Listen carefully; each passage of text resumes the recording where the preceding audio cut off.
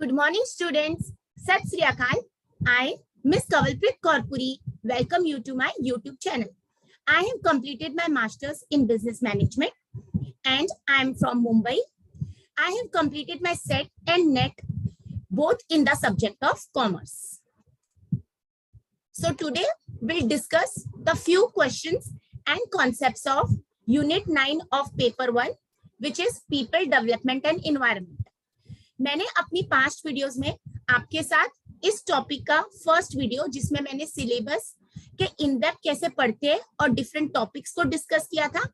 अगर आपने वो मेरी वीडियो नहीं देखी अब तक तो प्लीज वो देख लीजिए, क्योंकि आप सबको पता है मैं हर सेशन में रिपीट करती हूँ कि जब भी आप कोई कॉम्पिटिटिव एग्जाम के लिए अपियर करते आपको उसका सिलेबस को अच्छे से अंडरस्टैंड करना बहुत जरूरी है। कुछ स्टूडेंट्स बार बार ये पूछते हैं कि मैम हम कितना पढ़े और कहाँ से पढ़े, तो मैं हमेशा ये बोलती हूँ जब भी आप सिलेबस देखते हैं आपको पता होना चाहिए सिर्फ उसके सब टॉपिक्स ही हमको स्टडी नहीं करने, हर एक सब टॉपिक, जैसे यहाँ पर हमारे पास टोटल 7 सब टॉपिक्स है, हर उस सब टॉपिक्स के अंदर भी आपको 10 to 20 डिफरेंट टॉपिक्स मिल जाएंगे। तो भले ये सिलेबस मुझे सिर्फ 7 लाइन्स का दिख रहा है या मैं बोलूँ 7 सब टॉपिक्स है, बट इसके अंदर कम से कम हम 200 टॉपिक्स पढ़ सकते हैं। अगर आपके पास कोई बेस बुक है, जैसे मैंने बताया था ये topic people development and environment 3 सब टॉपिक्स का। पीपल मतलब हम जनरल जो भी देखते हैं related to individual, society, development जैसे नेशन की डेवलपमेंट हो रही है या उसके रिलेटेड, और एनवायरनमेंट जो हमारा हम ज्योग्राफी से लेके ईवीएस सब्जेक्ट तक पढ़ते हैं। तो सिलेबस को अच्छे से समझिए, मेरी पुरानी वीडियो देखिए। तो आइए आज हम डिस्कस करते हैं इसके कुछ questions. Which of the following air pollutants are produced from room deodorizers? अब आपको देखना है कि क्वेश्चन पूछ रहा है इन चारों ऑप्शन में से which of the following air pollutants, इसका मतलब ये क्वेश्चन है हमें पॉल्यूशन से। अब जब भी आप ऐसे क्वेश्चंस पढ़ रहे हैं आप देखिए ये पॉल्यूशन के अंदर एक सब टॉपिक है एयर पॉल्यूटेंट्स। तो जब भी आप एयर पॉल्यूशन के बारे में पढ़े आप एयर पॉल्यूशन का मीनिंग, उसका डेफिनेशन या उसकी कोई एक्ट है या मैं बोलूँ उसके फीचर्स, जैसे एयर पॉल्यूशन के बारे थोड़ी इंफॉर्मेशन, फिर उसके सोर्सेस, एयर पॉल्यूशन किस वजह से होती है, ठीक है, उसके अंदर बहुत सारी आपको कैटेगरीज मिलेगी, ठीक है। फिर आप उसको एग्जांपल्स देखिए, आप देखिए उसके पॉल्यूटेंट्स के कितने टाइप्स, फिर आप ये भी देखिए कि उसके इम्पैक्ट क्या होता है, ठीक है, क्या ह्यूमंस पर उसका इम्पैक्ट होता है, उसके सोर्सेस कहाँ है, ठीक है, और उसके लॉन्ग टर्म इम्पैक्ट क्या हो सकते हैं। अब देखिए ये क्वेश्चन है ना एयर पॉल्यूटेंट्स पर है, बट उन्होंने क्वेश्चन क्या बोला, फ्रॉम रूम डिओड्राइजर्स। अब मैं हमेशा बोलती हूँ कि हमारी लैंग्वेज पर कमांड होना बहुत जरूरी है। अगर मुझे मालूम ही नहीं रूम डिओड्राइजर्स का मतलब क्या है तो मैं क्वेश्चन कभी भी सॉल्व नहीं कर पाऊंगी। इसलिए मैं हमेशा बोलती हूँ सिलेबस के बाद आपको अपनी लैंग्वेज, जो भी एग्जाम की लैंग्वेज आप अटेम्प्ट कर रहे, इंग्लिश है तो इंग्लिश को स्ट्रॉन्ग बनाइए, हिंदी में अटेम्प्ट करें तो हिंदी को स्ट्रॉन्ग बनाइए, आप स्टेट लेवल का एग्जाम दे रहे तो उस स्टेट की लैंग्वेज को अपना कमांड बनाइए। तो रूम देखिए, रूम वर्ड से पता लग रहा है रूम फ्रेशनर की बात कर रहे हैं, ठीक है, जैसे हम एमबी प्योर, कोई भी अनप्लेजेंट स्मेल को रिड्यूस करने के लिए अगर हम कोई एयर फ्रेशनर यूज कर रहे हैं तो वहां से कौन सा एयर पॉल्यूटेंट आ रहा है, ठीक है। अब अगर हमने ये टॉपिक को अच्छे से स्टडी किया है तो हमें ये आंसर बहुत ईजी आ जाएगा। कभी कभी ये कॉमन सेंस भी है, तो ऑप्शंस देख लेते, A inhalable particulate matter, B carbon monoxide, C ozone, D volatile organic compounds. देखिए ये सब्जेक्ट थोड़ा टेक्निकल है, या मैं बोलूं बचपन से या अवेयरनेस हमने जितनी रखी है हमें ये इजी हो जाएगा। तो यहाँ पर हमारा ऑप्शन है डी वॉलेटाइल ऑर्गेनिक कंपाउंड्स। अब मेरी क्या ड्यूटी बनती है, मैं जाके पढ़ूं एयर पॉल्यूशन के बारे। देखिए मैंने कुछ इमेजेस बताई है। अब एयर पॉल्यूशन के अंदर हमारे पास उसकी डेफिनेशन, ठीक है, उसके इम्पैक्ट, सोर्सेस, प्राइमरी पॉल्यूटेंट्स कौन से, अब यहाँ पर लिखा है CO, CO2, इनका फुल फॉर्म क्या है, इनके बारे थोड़ी डिस्क्रिप्शन, ठीक है, और सेकेंडरी पॉल्यूटेंट्स क्या है। अब प्राइमरी और सेकेंडरी में क्या डिफरेंस है, हम प्राइमरी को क्यों प्राइमरी पॉल्यूटेंट्स बोलते हैं और सेकेंडरी को क्यों बोलते हैं, ये स्टडी करना बहुत जरूरी है। नेक्स्ट मैंने यहाँ पर सोर्सेज बताए कौन से पॉल्यूटेंट है, ठीक है, इंडोर एयर पॉल्यूशन, आउटडोर, ठीक है, उसके इफेक्ट क्या है, या आप कोई भी पॉल्यूशन को स्टडी करेंगे। अब जब मैं एक पॉल्यूशन की बात कर रही हूँ तो आपकी ड्यूटी बनती है आप सारी टाइप्स ऑफ पॉल्यूशन, क्योंकि अगर मैं सिलेबस पर आऊं तो आपको मैंने उस दिन बताया था कि हमारे सिलेबस में ये देखिए थर्ड टॉपिक, सब टॉपिक में air pollution, water pollution, soil pollution, noise pollution, ये 100% क्वेश्चन आ रहा है।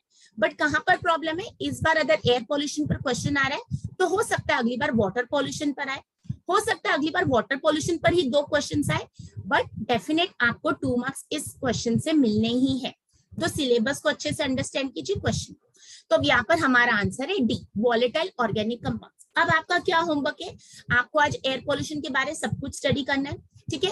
नेक्स्ट, अब ये एयर पॉल्यूशन पर हो सकता है कार्बन मोनोऑक्साइड पर क्वेश्चन आ सकता है, ओजोन लेयर पर क्वेश्चन आ सकता है, ओजोन के बारे। तो जब भी आप एक क्वेश्चन पढ़ रहे हो उसके अंदर आप कम से कम 4 टॉपिक्स तो पढ़ के ही जा रहे हैं, ठीक है। आज उन्होंने रूम डिओड्राइजर्स के बारे में पूछा है, कल वो बोले कि CFC गैस क्या है, फिर मीथेन पर क्वेश्चन आ सकता है, कार्बन मोनोऑक्साइड का मेजर सोर्स का है, ठीक है। जैसे अभी हमारी कार से, ठीक है, या मैं बोलूं ट्रांसपोर्ट है, वहां से सबसे ज्यादा कार्बन मोनोऑक्साइड आता है। ये हम कब कंफर्म करेंगे, जब हम स्टडी करेंगे। तो आपको ये याद रखना है। देखिए उन्होंने एयर पॉल्यूशन को कैसे एक एग्जाम्पल से जोड़ दिया, एक सोर्स से जोड़ दिया। हमें क्यों डिफिकल्ट लगता है, क्योंकि कभी भी हम कोई टॉपिक को इन डेप्थ नहीं पढ़ते। अगर आपने अपनी ये ज्योग्राफी, मतलब ये टॉपिक की सोर्स नॉलेज, या हम इन्वायरमेंट को इतना स्ट्रॉन्ग बनाया होता, तो हमारा ये आंसर बहुत ईजी हो। तो here the correct answer is D, volatile. Next question पर आ जाते हैं। Given below are 2 statements, one is labelled as assertion and the other is labelled as reason. अब मैं हर बार बता रही हूँ, assertion और रीजनिंग स्टेटमेंट्स हमें क्यों डिफिकल्ट लगते हैं, क्योंकि पहले तो हमें इनका कॉन्सेप्ट ही समझ नहीं आता। Now what is assertion statement? कोई एक स्टेटमेंट दी जाती है जो जरूरी नहीं है ट्रू हो, फॉल्स हो, ठीक है, और उसकी रीजन दी जाती है। अब ये भी जरूरी नहीं है कि वो रीजन उससे रिलेट करते हो या नहीं। अगर आप ये एग्जाम पहली बार देख रहे देने वाले, तो प्लीज आप देखिए कि कॉन्सेप्ट्स कैसे पूछे जा रहे हैं और हमें क्वेश्चंस कौन से टाइप्स के आते हैं। तो let's read the assertion। The impact मतलब effect of natural disasters does not depend on socio economic factors. Reason, natural disasters do not discriminate between people of a society and other communities. अब आप देखिए ये हमारा कहाँ से question आ रहा है। हम सिलेबस पर वापस चलते हैं तो हमें पता लगेगा। सिलेबस में हमारे पास है डिजास्टर्स, तो देखिए 6 सब टॉपिक है, नेचुरल हैजार्ड्स एंड डिजास्टर्स, ठीक है। अब मैं जब बात कर रही हूँ डिजास्टर की, तो सबसे पहले आपको पता होना चाहिए डिजास्टर का मतलब क्या है। अब उन्होंने बताया नेचुरल। जब हम नेचुरल वर्ड सुनते हैं, इसका मतलब इसका ऑपोजिट है मैन मेड डिजास्टर, तो आप वो भी स्टडी कीजिए।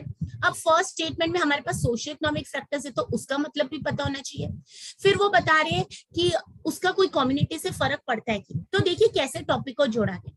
तो आपको क्या याद रखना है, आप देखिए सिलेबस कहाँ से कौन से सब टॉपिक से कौन सा क्वेश्चन आ रहा है, ठीक है। अगर उसके रिलेटेड कोई और है, जैसे नेचुरल डिजास्टर्स के साथ आपको मैनमेड डिजास्टर्स पढ़ना है, तो डेफिनेशन, गवर्नमेंट की कौन सी एक्ट है, गवर्नमेंट कहाँ सपोर्ट कर रही है इसके लिए, कोई रिकवरी फोर्स है हमारे पास, डिजास्टर होने के पहले क्या सिचुएशन होती है, प्री डिजास्टर, ड्यूरिंग। और आजकल टेक्नोलॉजी इतनी आगे बढ़ गई है कि अगर कोई डिजास्टर हिट होने वाला होता है, अगर वो प्रेडिक्ट करा जा सके या एक अंदाजा लगे, तो उसके लिए गवर्नमेंट क्या ले, क्या लोगों को इवैक्यूएट किया जाता है, अच्छा सपोज डिजास्टर हो गया उसके बाद क्या होता है, तो ये सारी चीजें एक ही टॉपिक से आप कवर कर सकते हैं। तो जब भी आप एक भी सब टॉपिक पढ़े, make sure you are covering the entire syllabus respect that particular topic, और उसके इंटर रिलेटेड कौन से टॉपिक्स है। जैसे मैंने बोला नेचुरल डिजास्टर्स के साथ मैनमेड पढ़ना बहुत जरूरी, तो इनका इम्पैक्ट, इनका सोर्स। अब यहाँ पर देखिए मैंने आपको कुछ बताया नेचुरल डिजास्टर्स। अब नेचुरल डिजास्टर्स क्या होते हैं, tornado, flood, wild fire, earthquake, ठीक है। अब इनके दूसरे नाम भी हो सकते हैं, अब इनके ऊपर सेपरेट क्वेश्चन आ सकता है। अगर सुनामी है तो कौन से कंट्री में सुनामी हिट हुई, क्या सुनामी कौन सा, वाटर रिलेटेड है, एयर रिलेटेड, लैंडस्लाइड का मतलब क्या है, ठीक है, ड्रॉट कब सिचुएशन होती है, कौन सी स्टेट में या कौन सी कंट्री में इस बार सबसे ज्यादा सूखा पड़ा, अर्थक्वेक रिलेटेड। तो ये खुद में एक एक क्वेश्चन बन सकता है, ठीक है। तो आप देखिए कितना इन डेप्थ हमें स्टडी करना पड़ता है, बट कुछ चीजें हम कॉमन सेंस से भी पढ़ सकते हैं। ये कोई ऐसी चीज तो नहीं है जो हम पढ़ाई से ही पढ़े, कितनी सारी चीजें हमने बचपन से लेके अब तक न्यूज से पढ़ रहे हैं। तो देखिए man made, because of man, तो ट्रेन एक्सीडेंट्स, ट्रैफिक कोलिजन या स्पेस एक्सीडेंट, ठीक है, या कहीं पर फॉरेस्ट फायर लगी और किसी ने उसको लगाया, ठीक है, ह्यूमंस की वजह से हुआ, तो then it is a man made disaster, ठीक है। तो दोनों में डिफरेंस क्या है, नेचुरल डिजास्टर अकर होते हैं नेचुरली, मैन मेड होते हैं influence by humans. Natural disaster के एग्जांपल्स, ठीक है, उनके इम्पैक्ट कहां पर हिट हुआ, अभी जैसे साइक्लोन आने वाला है कहीं पर, ठीक है, तो क्या वो साइक्लोन का नाम पहले से डिसाइड होता है, वो नाम कैसे डिसाइड किए जाते हैं। ह्यूमन मेड डिजास्टर किसमें होता है, एलिमेंट ऑफ ह्यूमंस की वजह से, negligence, a failure of a man made system, ठीक है। Natural disaster occur due to forces of nature, human made disaster occur as a result of human action. Natural disasters are disaster that place regardless of human action, and human action can increase the likelihood. अब जैसे unplanned development या कोई city या कोई country में ऐसा हो रहा है जहां पर सही चीजें नहीं की जा रही नेचर के लिए, हम जैसे ट्रीज कट करते जा रहे हैं एनवायरमेंट के लिए, तो ये सब कहाँ रिजल्ट हो रहा है? डिजास्टर्स में। ठीक है, तो जब भी टॉपिक पढ़िए उसको इतने ध्यान से पढ़िए कि आपका सब कुछ कवर हो जाए उस टॉपिक से। तो अब यहाँ पर हमारी ए स्टेटमेंट बिल्कुल भी गलत है और आर स्टेटमेंट हमारी करेक्ट है। पहले आर स्टेटमेंट को देख लेते हैं। Natural disaster do not discriminate between people of a society. Yes, disasters को थोड़ी ना पता है लोगों में डिफरेंस करना है, ना वो रिलीजन दे सकता है, ना वो एजुकेशन दे सकता है। डिजास्टर्स की तो बाउंड्री भी नहीं है। अब अगर हमारी बॉर्डरिंग कंट्रीज को भी इफेक्ट हो रहा है तो हो सकता है उसका इम्पैक्ट हम पर भी आए। तो R statement do not discriminate ये ट्रू है क्योंकि वो डिस्क्रिमिनेशन नहीं करता। A statement, the impact of natural disasters does not depend on, of course it depends। ठीक है, अभी क्या होता है, कभी अर्थक्वेक आ गया तो वहां तक लोग आज तक कुछ लोग सेटल नहीं हो पाए वापस, गवर्नमेंट उनको रिहेबिलिटेट नहीं कर पाई। एक छोटा सा डिजास्टर भी आपकी पूरी लाइफ में प्रॉब्लम्स क्रिएट कर देता है। ठीक है, जैसे हमको पता है 1984 का एक मेजर डिजास्टर था, गैस लीक, वो अब तक कितने लोग वहां पर डिफेक्टिव पैदा होते हैं। तो ये तो स्टेटमेंट हमारी बिल्कुल भी इनकरेक्ट है बिकॉज इट डिपेंड्स। तो यहाँ पर हमारा क्या हो जाएगा, statement A is false but R is true. तो कॉमन सेंस थी, हम उसको जोड़ सकते थे कोई डिजास्टर से और आंसर को समझ। तो here option D is the correct answer. ठीक है, नेक्स्ट क्वेश्चन देखते हैं। Exposure to noise pollution can cause. Exposure मतलब इफेक्ट, हम उससे हमको फर्क पड़ रहा है, हमें नॉइज पोल्यूशन एक्सपोजर मिल रहा है, मतलब मुझे उससे अफेक्ट हो रहा है। तो देखते हैं एक्सपोजर टू नॉइज पोल्यूशन। देखिए एयर पोल्यूशन पर क्वेश्चन आया, नॉइज पोल्यूशन भी क्वेश्चन आता है। First, weakening of immune system, sleeplessness, speech interference, increase in blood pressure, shift in threshold of hearing and respiratory problems. ठीक है, अब क्या होता है ना, हमें ये तो हम इतने टेक्निकल अदर नॉलेज नहीं रखते, बट कॉमन सेंस लगाइए। नॉइज पोल्यूशन है ना, सुनने से रिलेटेड होता है, डिस्टर्बेंस होता है। तो अगर मैं स्टेटमेंट नंबर 6 देखो, रेस्पिरेटरी प्रॉब्लम्स नॉइज पोल्यूशन से नहीं होती, वो किससे होती है, हमारे एयर पोल्यूशन से। ठीक है, तो यहाँ पर तो वो ऑप्शन में नहीं आना चाहिए। तो quickly go to all the options, eliminate 6 statement. तो ए से भी एलिमिनेट है, ऑप्शन ए भी गया क्योंकि उसमें 6 स्टेटमेंट है, ऑप्शन सी में भी और ऑप्शन डी में भी। तो ए की स्टेटमेंट की वजह से मेरा करेक्ट आंसर होगा। बट इतनी कॉमन सेंस होनी चाहिए कि रेस्पिरेटरी प्रॉब्लम्स इसमें नहीं आना चाहिए। अब देखिए हमारा करेक्ट आंसर बी है। क्यों? क्योंकि स्लीपलेसनेस होती है, यस, शोर की वजह से। स्पीच इंटरफेरेंस हो सकता है, अगर आप इसको डेप्थ पढ़ेंगे तो आपको पतेगा, यस, नॉइज पोल्यूशन का। Blood pressure increase, shift in threshold of hearing. अगर आप फिफ्थ स्टेटमेंट को पकड़ते तो आंसर नहीं ढूंढ पाते क्योंकि वो हर ऑप्शन में था। तो आपको कॉमन सेंस लगा के, थोड़ा सा कॉमन सेंस, और देखिए क्वेश्चन क्या पूछा गया, स्टेटमेंट्स कौन सी, तो तुरंत आप करेक्ट आंसर ढूंढ सकते थे। नेक्स्ट टाइम आपको रेस्पिरेटरी प्रॉब्लम सब क्वेश्चन आ सकता है, तो जब भी आप एक कॉन्सेप्ट पढ़े उसको इन डेप्थ स्टडी कीजिए। ये देखिए मैंने यहाँ पर बताया वर्ड्स नॉइजेसिटी, अब ये हो सकता है थोड़े टाइम बाद चेंज हो जाए, तो एग्जाम से पहले ऐसी चीजें जो चेंज होती रहती है उनको थोड़ा सा अपडेशन देखिए। आप देखिए करेक्ट सोर्स से यूज कीजिए, ऐसे नहीं जस्ट गूगल का विकिपीडिया पर तो ट्रस्ट नहीं कीजिए, प्रॉपर वेबसाइट्स पर जाइए और आप ये, क्योंकि नेक्स्ट टाइम आपका ये भी एक क्वेश्चन हो सकता है। ठीक है, not all sound is considered as noise pollution. जो चीज आपको डिस्टर्बेंस दे, अब जैसे आप डिस्को लवर है तो आपको डिस्को कभी भी नॉइज पोल्यूशन नहीं लगे, बट जो पीस लवर है उनके लिए डिस्को एक बहुत बुरी जगह है। So the World Health Organization WHO defines noise above 65 decibels as noise pollution. To be precise, noise becomes harmful when it exceeds 75 decibels and is painful above. तो ये सारे आंसर्स बन सकते हैं। किसने कहा है? WHO ने। WHO कौन है? 65 decibels क्या है? 75 decibels painful. As a consequence, it is recommended noise levels to be kept below 65 decibel. तो मैंने अपनी पुरानी वीडियो में जो इस सब्जेक्ट की फर्स्ट वीडियो थी उसमें आपको नॉइज लेवल्स बताए थे, डेसिबल के बारे बताया था। ठीक है, अब आप ये देखिए साइलेंट जोन क्या होता है, क्या स्कूल्स के आसपास या मंदिर मस्जिद के आसपास आपको बहुत शोर हो सकता है। हॉस्पिटल्स कौन से जोन में आते हैं, कितना शोर बेरेबल है, साइलेंस में भी क्या शोर होता है, ये सारे आंसर्स आपको बेसिक स्टडी से ही मिल जाएंगे। ठीक है, ये मैंने थोड़ी इन डेप्थ इंफॉर्मेशन दी। मैं हमेशा आपको सोर्स देती हूँ और कभी आप ऑथेंटिक सोर्स से पढ़िए। अपने लास्ट डे मिनट्स नोट बनाइए, तुरंत पता होना चाहिए 120 टू 140 डेसिबल्स के ऊपर क्वेश्चन आ गया तो क्या हो सकता है, 120 डेसिबल्स के ऊपर एक्सेस हो गया तो। ठीक है, विस्परिंग की क्या साउंड होती है, डेसिबल होता है, कौन से इंस्ट्रूमेंट से हम ये मेजर करते हैं, तो ये सारी चीजें हमारे इस क्वेश्चन से बन सकती है। नेक्स्ट देख लेते हैं अंडर क्योटो प्रोटोकॉल, ये एनटीए नेट का फेवरेट क्वेश्चन है, हर साल ये क्वेश्चन पूछा ही जाता है, तो आप समझे आपके 2 marks confirm.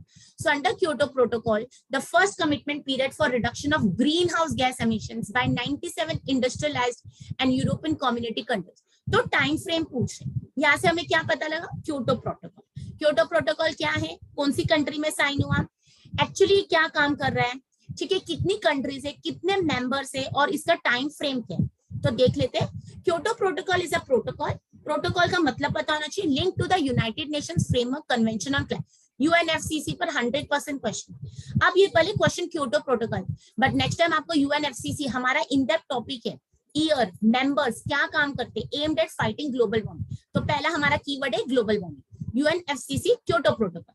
The UNFCCC is an international environmental treaty. Treaty का मतलब with the goal of achieving the stabilization of greenhouse. तो यहाँ पर क्वेश्चन था ग्रीन हाउस, तो हमें पता लग गया। नेक्स्ट टाइम क्वेश्चन आ सकता है ग्लोबल वार्मिंग के ऊपर, ग्रीन हाउस गैसेस कौन सी, उनका प्रोपोर्शन कितना है, सबसे हार्मफुल कौन सी है, सबसे ज्यादा कौन सी क्वांटिटी में होती है, ठीक है। Stabilisation of green house gas concentration in the atmosphere at a level that would prevent dangerous anthropogenic human related interference with the climate system. The Kyoto Protocol was adopted on 11 December. Dates हर बार आती है। Ratification process का मतलब क्या है कि उनको sanction कहां से मिला है, कब ये आया, डेट देखिए कब की है, फोर्स में कब आया, 16 फरवरी। Currently there are 192 parties. अब आप रीसेंट अपडेट देखना, क्या वाकई 192 पार्टीज हैं। In short, Kyoto Protocol operationalizes the UNFCCC by committing industrialized country. तो देखिए क्वेश्चन में industrialized country कितनी कंट्रीज को कमिट करवाया गया है to limit and reduce green house gases, कितनी टाइप की ग्रीन हाउस गैसेस है, emissions in accordance with agreed individual targets. हर कंट्री को टारगेट दिया गया है। The convention itself only asks those countries to adopt policies and measures on mitigation. हम control कर रहे हैं, हम रुकाना चाहते हैं, ठीक है। तो ये आप स्टडी कीजिए, देखिए उन्होंने क्या बताया, ये बाइंड कर रहे हैं डेवलप कंट्रीज, मतलब जो डेवलप्ड हो चुके, क्योंकि वो जितना ज्यादा यूसेज है उतने ज्यादा ये प्रॉब्लम है, and places a heavier under the principle. अब ये प्रिंसिपल बहुत इंपॉर्टेंट है, common but differentiated responsibility and respective capabilities. ये किसके लिए है, डेवलप कंट्रीज की, कि कॉमन तो है बट डिफरेंशिएटेड रिस्पॉन्सिबिलिटी है और रिस्पेक्टिव के, जो जितना ज्यादा क्रिएट कर रहे हैं प्रॉब्लम्स, एमिशंस, उनके ऊपर उतना फाइन है क्या, because it recognises that they are largely responsible for the current high level of green house gases. तो कौन सी कंट्री सबसे ज्यादा परेशान कर रही है इस चीज को, तो डेवलप कंट्रीज, ठीक है। फिर उन्होंने बताया कितनी 37 industrialised countries and economies in transition and the European Union. Overall this targets add up to an average 5% emission reduction compare to 1990 levels over a 5 period. देखिए डेट डायरेक्टली दिया है, तो कितना सिंपल, ये मैंने डायरेक्टली कहां से लिया, क्योटो प्रोटोकॉल की वेबसाइट से, यूएनएफसीसी की। तो आपको डायरेक्ट क्वेश्चन वहां से पूछा गया, तो हमें लगता है ना क्वेश्चंस कहां से आते हैं, तो यहाँ पर डायरेक्ट आंसर है हमारा ऑप्शन नंबर सी, क्योंकि यही उनका पहला था। 97 इंडस्ट्रियलाइज्ड यूरोपियन कंट्रीज को बोला गया था कमिटमेंट करने को, तो हियर द करेक्ट आंसर। तो नेक्स्ट टाइम आ सकता है क्योटो प्रोटोकॉल के बारे, इसका नाम क्योटो प्रोटोकॉल का है, कितनी कंट्रीज है, यूएनएफसीसी क्या है, ग्रीन हाउस गैसेस क्या है। तो देखिए कितने क्वेश्चंस बन सकते। और जब मैंने एक अग्रीमेंट पढ़ा, देखिए उसकी पूरी टाइमलाइन है, इसके अंदर कितने सारे वर्ड्स है जो मुझे नहीं पता होंगे, तो आप प्लीज उसको स्टडी कीजिए। और जब मैं ये पढ़ती हूँ क्योटो प्रोटोकॉल, तो इसके साथ मेरे को दूसरा अग्रीमेंट भी आ जाता है। तो हमारे सिलेबस में आपने स्टार्ट में देखा था बहुत सारे अग्रीमेंट्स थे, तो वो जानना भी जरूरी है, क्योंकि अगर आज क्योटो प्रोटोकॉल पर क्वेश्चन आ रहा है तो नेक्स्ट पेरिस एग्रीमेंट पर आ सकता है क्वेश्चन। क्या क्योटो प्रोटोकॉल अभी एग्जिस्टेंस में कि वो एंड हो चुका है, अगर वो एंड हो चुका है तो उसकी कंटिन्यूएशन में क्या है, तो आपको ये सब स्टडी करना जरूर। तो बेसिक आप सर्च करेंगे ना अग्रीमेंट्स ऑन क्लाइमेट, ये क्वेश्चंस आते हैं। अगर आप डेली न्यूज भी फॉलो करते हैं तो आपको बहुत सारे क्वेश्चंस वहीं पर कवर हो जाते हैं।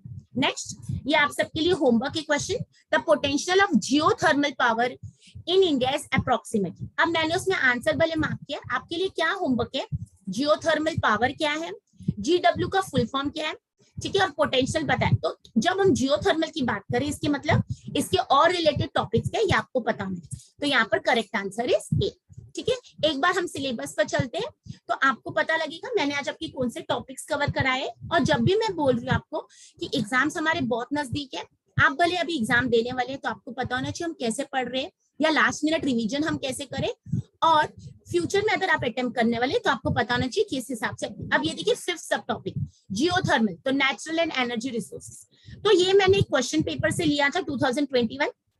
तो देखिए इसमें भले एमडीजी और एसडीजी के बारे क्वेश्चन नहीं पूछा गया, ह्यूमन एंड एनवायरमेंट इंटरेक्शन पर भी क्वेश्चन आया, बट थर्ड टॉपिक से हमारा एयर पॉल्यूशन पर भी क्वेश्चन आ गया और नॉइज पॉल्यूशन पर भी क्वेश्चन आ गया। ठीक है, नेक्स्ट हमारा कहां पर आ गया, फिफ्थ सब टॉपिक से भी क्वेश्चन आ गया और नेचुरल हजार्ड से भी आ गया और इन्वायरमेंटल प्रोटेक्शन से, मतलब यहाँ पर हमारे जो क्योटो प्रोटोकॉल। तो यहीं से हमारा सिलेबस बनता है। जो हमेशा मुझे पूछते हैं मैम कैसे पढ़े, क्या पहले सिर्फ प्रीवियस ईयर क्वेश्चंस कर। आप हमेशा याद रखें नेट सेट एक कॉम्पिटिटिव एग्जाम है, डिफिकल्ट होगा ही, बट अगर मेरी कॉन्सेप्चुअल क्लैरिटी करेक्ट है तो मेरा आंसर कभी रॉन्ग नहीं जाएगा। Keep your eyes and years open, हमेशा जो भी पढ़िए उसको कंप्लीटली पढ़िए, उसके रिलेटेड टॉपिक्स। और आपको ये याद रखना जरूरी है कि जो भी क्वेश्चंस आप सॉल्व कर रहे हैं, देखिए आपके आंसर्स क्यों गलत जा रहे हैं। एक टॉपिक को स्टडी कीजिए, जैसे आज मैंने आपको 5 क्वेश्चंस कराए, इन सब के बारे में पढ़िए, उनके क्वेश्चन सॉल्व कीजिए और देखिए आपको क्वेश्चन के आंसर्स आ रहे हैं। And I strongly promote public transport because one bus can replace a minimum of 30 cars. हम already बहुत सारे नेचुरल हैजार्ड से, मैं बोलूं मैन मेड डिजास्टर से जा रहे हैं, पैंडेमिक हो चुका है, तो हमें नहीं पता आने वाली में हमारी सिचुएशन कैसी, ये सब हमारी हेल्थ को इफेक्ट कर रहा है।